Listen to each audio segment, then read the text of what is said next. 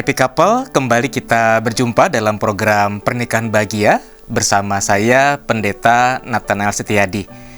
Nah, Happy Couple, izinkan saya di awal program ini menyampaikan sedikit cerita tentang masa kecil saya di tengah-tengah keluarga.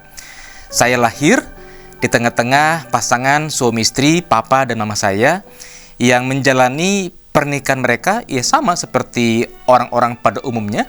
Dan mereka memiliki fungsi yang tergolong bagi saya pribadi saat ini tergolong kaku. Kaku dalam pengertian mama saya sebagai seorang ibu, dia memang bekerja, tetapi dialah yang bertanggung jawab untuk mengurus rumah tangga. Artinya ketika kami memerlukan makanan di pagi hari untuk sarapan, maka mama saya lah yang memasak. Mama saya juga yang membersihkan rumah, yang mencuci baju, dan urusan rumah tangga lainnya.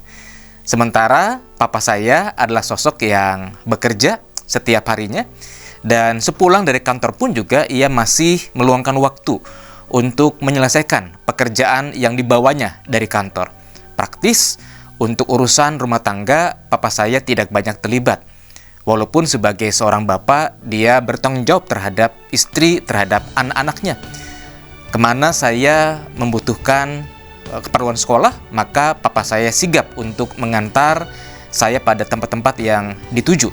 Nah, itulah gambaran sepintas tentang orang tua kami. Nah, dari situasi itu saya belajar, ternyata kalau menjadi seorang suami, menjadi seorang ayah, ya gambaran tugas seorang ayah, seorang suami ya seperti yang saya bayangkan dengan sosok papa saya di masa lalu.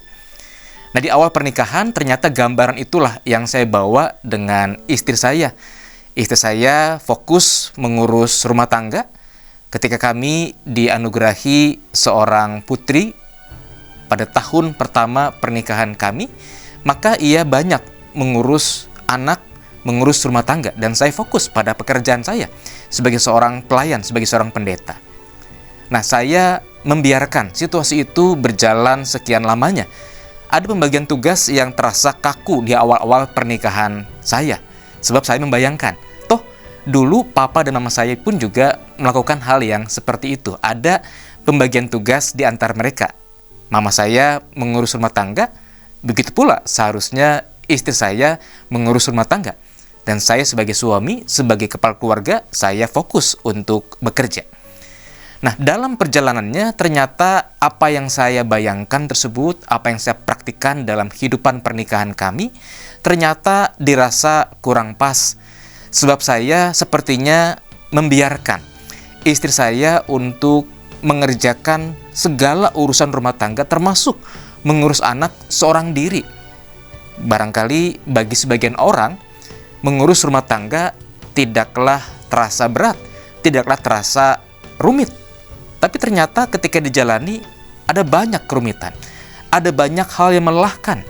Memikirkan bagaimana tumbuh kembang anak, memikirkan apa yang perlu disiapkan sebagai makanan keluarga, itu bukanlah hal yang mudah. Bisa menimbulkan stres, bisa menimbulkan baby blues bagi seorang ibu yang baru melahirkan. Nah, karena itu ketika saya menyadari bahwa, ternyata ada yang keliru dalam pembagian tugas ataupun juga dalam penghayatan peran saya sebagai seorang suami, sebagai seorang ayah di masa itu. Kami kemudian belajar bahwa ternyata dalam sebuah pernikahan, kunci untuk bisa menolong pasangan merasakan kebahagiaan dan juga menolong diri kita untuk mengalami kebahagiaan adalah kata saling. Hari ini saya mengajak kita untuk membaca satu bagian firman Tuhan yang saya yakin kita semua sudah sangat mengenalnya, yaitu kitab Kejadian pasal 2 ayat 18. Apa yang dikatakan oleh firman Tuhan? Demikian dikatakan. Kitab Kejadian pasal 2 ayat 18. Tuhan Allah berfirman, "Tidak baik kalau manusia itu seorang diri saja. Aku akan menjadikan baginya penolong yang sepadan dengan dia."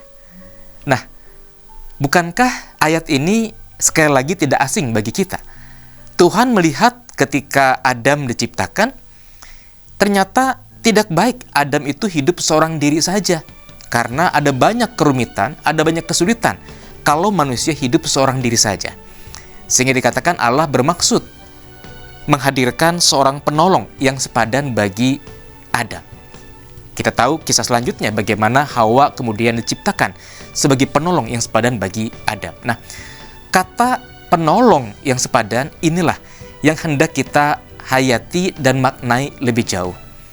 Ketika tadi di awal program ini saya menceritakan adanya pembagian tugas yang tergolong kaku, yang saya lihat dari orang tua saya, yang kemudian saya coba terapkan dalam pernikahan saya di awal-awal tahun pernikahan kami, ternyata melelahkan.